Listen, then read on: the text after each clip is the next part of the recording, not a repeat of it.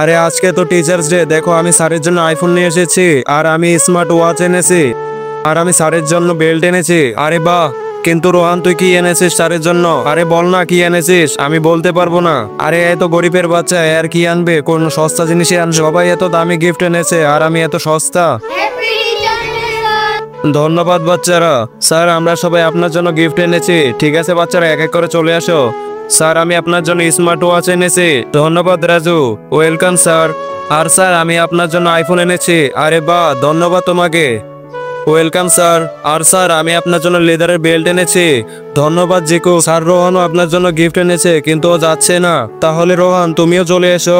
তার আগে তুমি টাকাকে বেশি ভালোবাসো নাকি নিজের মাকে? যদি তোমার মাকে বেশি ভালোবাসো তাহলে ভিডিওকে একটি লাইক এবং সাবস্ক্রাইব করে দাও, সাথে তোমার সুন্দর নামটি কমেন্ট করে যাও।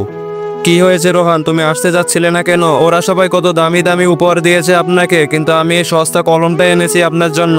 আরে রোহান, কোনো গিফট সস্তা এবং দামি হয় না, গিফট তো গিফটই হয়, আর এই কলমটা আমার অনেক প্রিয়। থ্যাংক ইউ তোমাকে রোহান।